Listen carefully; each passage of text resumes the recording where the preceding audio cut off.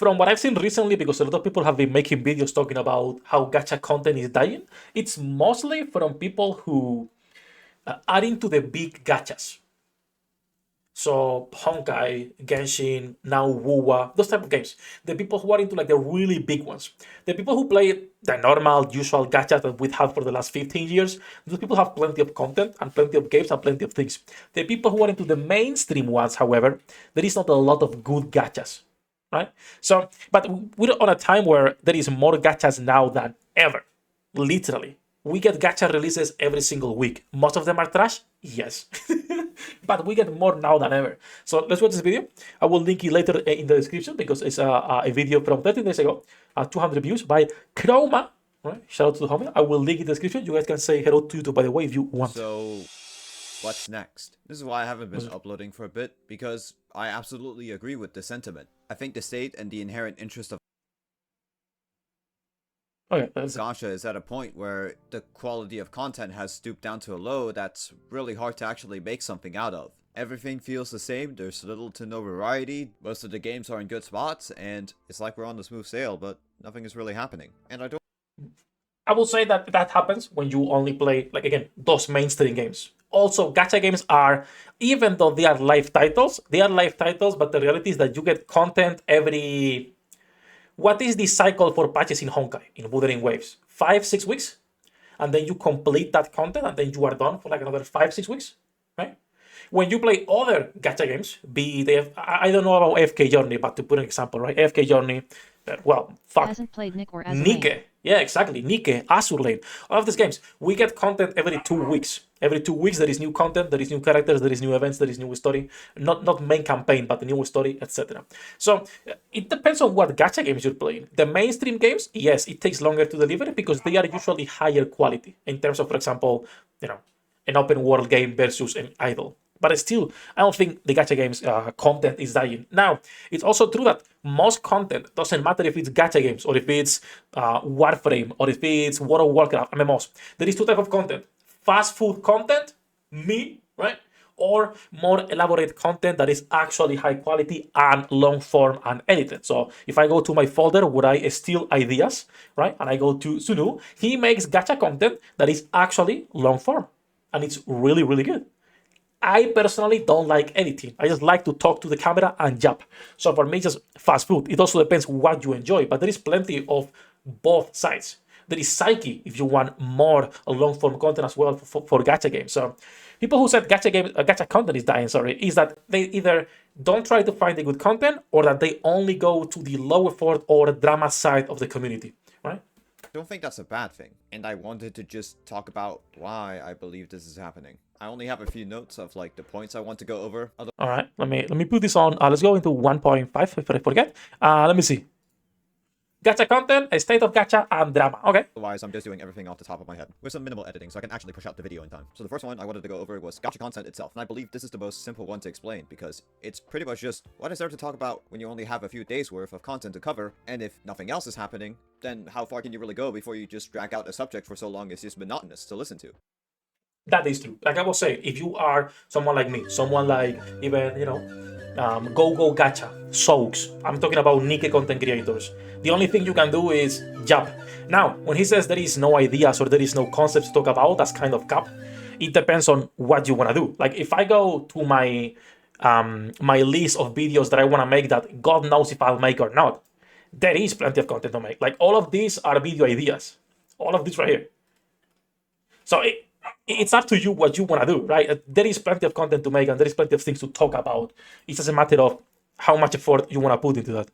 Or discuss. Like, you can only really talk about something for so long before you just start going in circles. And I don't think it helps that in terms of gacha game content itself, it's in a cycle. So depending on whether or not something is the same, or if you... Cycle. New content releases, play, react, discuss new content, yes. Interrogations, and wait for new content. Again, that is not related to gacha content. That's related to live service titles. There is only so much you can talk about games that purposely are blocking or limiting how much you can play. Because gacha games will limit what you can do to make you either pay or wait. And even if you were to pay, there is a limit on how much you can do after paying. So it's completely normal that you will have dry periods and contents that are going to be either boring or times where people are just repeating the same things over and over again. Feels the same, it's going to feel like it's the same discussion all over again. And not only that, I feel like it really hurts the variety of content you can actually make. And it doesn't really help that the state of most gacha games right now are generally pretty good. Besides one. And even besides, Genshin Impact, I feel like most people have just given I will say Genshin, from what we've been seeing, I will say Genshin has been getting more updates in the last year and a half, now that there is more competition than since it came out. Literally. Because since it came out, it was like, okay, we are here alone at the top. There is no one else with us. We don't have to worry about anything. But nowadays, since there is so much competition and so many games coming out, they have to push out more updates. Gacha being dead is lovable. Gacha games are the most profitable games by a lot. Yeah. Nowadays, most gacha companies, more game companies are adapting more and more this monetization. It's true of all entertainment content. Yeah, it's not limited to gachas specifically. Up, including me. I was really hopeful about what Natlan could bring to the table in terms of Genshin Impact and its future and so on. I was also painfully aware about what it could also do, which was hurt the game in the long run even more than they're already doing themselves. Despite the positive changes, that was about it. They put out the positive changes once, and that was all they did. 5.1 offered nothing new to the table, and if 5.2 doesn't deliver, I think it's generally safe to say that, like, Genshin Impact, they failed to do what they wanted to do, which was bring back their older players and entice people to actually play the game again. I think this discussion has been had a lot already, right? Genshin dying, Genshin losing players. The reality is that every month you go into the gacha revenue and you see that Genshin is not dying. It will never do because, well, Hoyo as a company is. I will always think that people underestimate how big Hoyo is. Like if we talk about like biggest gaming companies, not even gacha companies in the world, Hoyo is top 10. I think people will always underestimate how big Hoyo really is and how much money they make. Like Hoyo is up here above fucking Roblox with how much money they make, right? About Hoyo is above Ubisoft, about Nexon, about the Square Enix, about Bandai Namco, about Netmarble, like about so many companies, and people underestimate how much money they make. Genshin is going nowhere, and even if it was, they will put out a replacement to keep making money. They are a corporation, Sefhi's nothing else, favorite right? game platform. With the new changes and the promise of quality of life improvement that players have wanted for years. They did it in one patch and that was it. It was a one and done, and it feels like they're not even trying at this point. The game will still make money. It's obvious as to why. The game is still good in quotations. However, I do believe that the game itself has significantly lost its appeal to long-term players, and a good portion of long-term players are kind of just gone. Like, they're done with the bullshit. And just saying what I fully believe, the only people that are really truly enjoying Genshin Impact like a lot are new players. And that's it. A lot of new Genshin Impact players. I'm not gonna speak in this because I don't play Genshin. We can speak from the perspective of Nick and who is still enjoying the game as casual as 2 years later, right? It's either casual people who are competitive on the game, or just people who in general have invested too much money and it's too hard to leave. Couldn't be me. But there's always gonna be gacha players. This is not about, there is no one enjoying this, people are leaving. You see the people living in social media. And we go back into the same topic. The people who are playing the game are not even watching content. The people who are playing the game are not watching content creators. Literally. They are not. They are casual players. They log into their dailies, play for a little bit, barely do dailies if they do them, and that's it. Nothing else. Are just straight up blindsided. Just because they have so much content to do and so many new things to do and learn about the game. But eventually, once they do run out of that and they've played the game for, let's say, even a year, they will eventually start seeing the blatant flaws with the game. And you literally can't even tell them this because certain lessons need to be learned through experience. You can learn from other people's mistakes. That was my motto. I learned from other people's mistakes because, well, I saw what the outcome was, and it wasn't a positive one. So why would I ever do somebody else's mistake when I can just learn their lesson? But the problem with that motto is that it doesn't always work for everything, and you need to learn the hard way. And I learned the hard way through Genshin Impact, and I learned that these devs do not care. And even Alright. This applies to any gacha developer, alright? Let's stop the cap here with this gacha developer cares about us. They can they can listen more or less to the players or to the feedback and to the quality of life that people are asking for, but they don't care about you. If they care about you, they would not be making a gacha game. As simple as that, okay? That goes for Brown Dash 2, that goes for Azur Lane, that goes for fucking Wuthering Waves as well. Any company. If they make a gacha, they don't care about you. That's it. Simple. even when they seem like they do care, they only care for a little short while just to get you back in. And the cycle continues, and you realize why aren't changes coming, and then the changes come, and then they don't come again for another year. And you can't really learn that lesson until you actually go through it yourself. You can That's listen true. to a wise man's words, but if you don't understand the meaning of those words, then what reason do you have to take those words to heart? And the people that don't understand those words, you know who they are. And even though I do think this video is pretty bad, and my follow-up video could have been better as well, in terms of how Natlin actually came out to be, besides one point, I was right about everything, and even more so in my follow-up video. And this kind of leads into my next point, which I genuinely do believe is probably the largest reason as to why gacha content is in the state it is in right now. It's drama, or more lack thereof. I think that over the last like year and a half, 2 years, a lot of content creators have shifted more to only drama content rather than playing the games. Even on their streams, if you like go to the biggest gacha creators nowadays are more drama rather than playing the games. Like Tecton, for example, right? Or even not Tecton, but the people who are usually on his podcast and everything else. Most of them are more likely to be making drama content rather than playing the games themselves. But that's nothing new. That's like on almost every community, right? I don't think that's exclusive to our industry itself. But still, you watch the content that you are curating for yourself. If you like Genshin and you like the game, you're not gonna be watching drama content. You're gonna be watching fucking Seox, right? Like there is both sides. There is people who make drama. There is people who actually make content about the game, and you can decide what you want to watch. It's not like that deep, to be honest. At the end of the day, Whether you like it or not, drama is entertainment, and a really it good is. entertainer, because there's It nothing is. better than watching two people endlessly disagreeing and bickering about pointless stuff. But why does that matter so much for something like gacha games? Well, that was because, like I said, it was debating about pointless stuff. And the thing is, before a certain incident, there was The meat picking incident. always someone to disagree with. And there was a bunch of disagreeable people in the gacha space. And not only that, there was a bunch of fucking people following these content creators, so they end up sharing those incredibly disagreeable points of views as well. And with a particular I rap should be and the a only mother getting praise because I don't spend money. Drama gets clicks, absolutely, absolutely, and we've seen this on like every channel, even my channel. When I'm talking about things related to drama, I get more clicks than when I'm talking about a normal guide for Nikkei or a normal review for a new gacha game or whatever it is, right? It's what I follow. Wish. I like to watch content about Nikkei, but my content creator covers drama all the time. What am I doing wrong? The most entertaining thing about Hoyoverse is the drama that occasionally happens. NTR drama give extra points. particular green Only slime motherfucker got getting outed for praise. being absolutely mentally unstable people, well, was there anything else, like, significantly that happened afterwards? Think about how much tamer the gacha community is after all of this shit is over. I don't think it's any tamer. I think it's the same. It's just different types of dramas.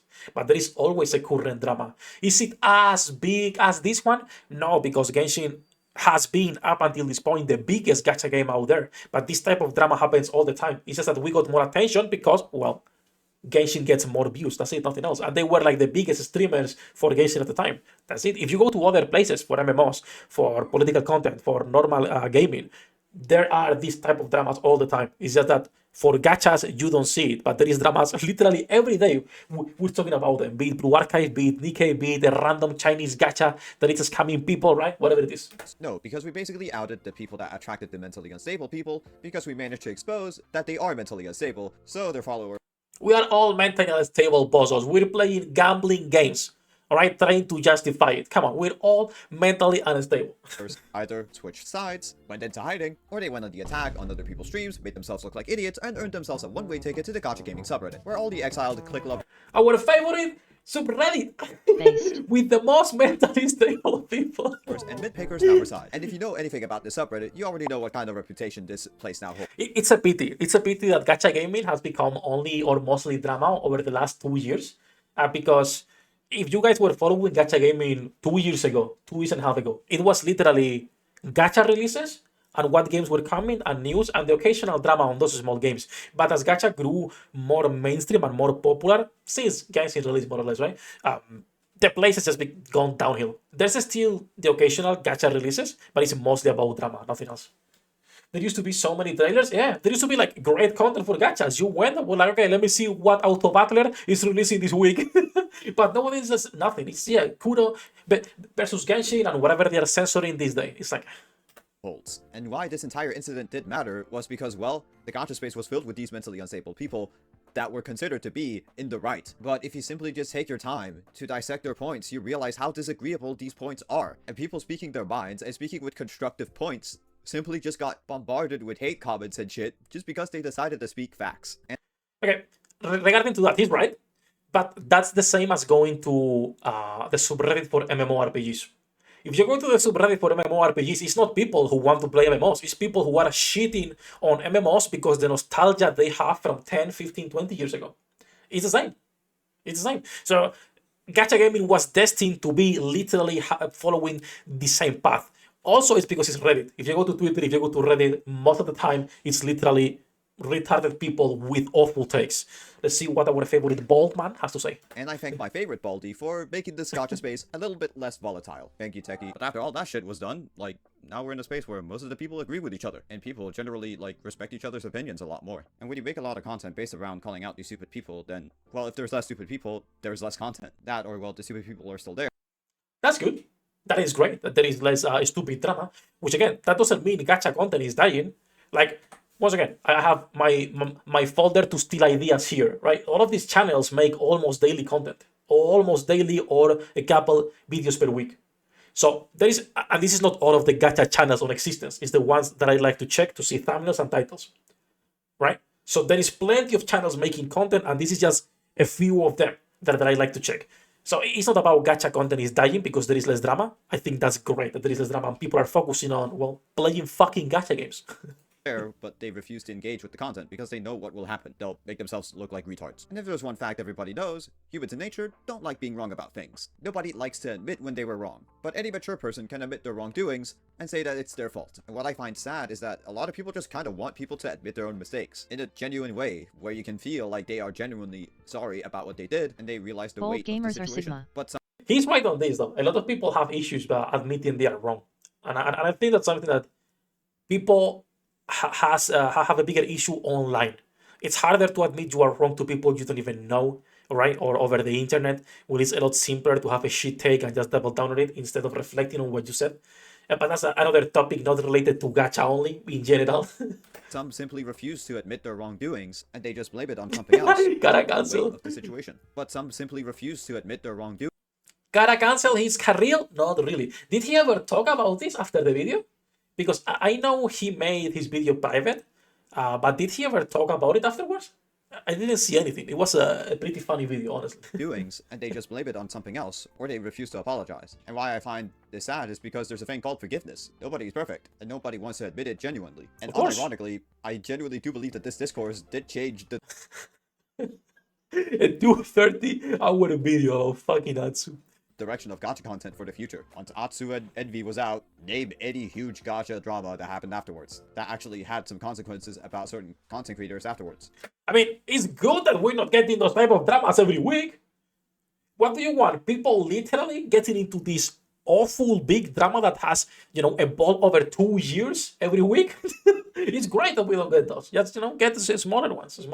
You really can't. And unironically, with those two being gone, it leaves a huge gap. Why do you need to try to prove a point when that point has now already been proven and people get it? Everyone thinks with the same level of nuance and perspective. People can come to agreement after actually just talking to each other now. Things that seemed controversial or a hot topic to discuss is now just common sense. They used to be hot topics, but now everyone just gets the point. Competition is important. Gacha rates matter. People enjoy different things. Shit talking and criticism are two different things. Player feedback actually matters, etc. When anything involving these sorts of topics come up, there was a good reason to discuss it because people wouldn't get it, but now people do. So now it feels like there's some meaning lost behind doing it in the first place. And why I feel that way is because I can't even remember the dumbass fucking arguments that these people used against me, because they were that out of touch, and I thought, how can you even think this way in the first place? They didn't make any sense, so there was no point in me trying to make sense of it. So I just forgot about it in the end, because besides trying I think what we're talking about right now, that's great.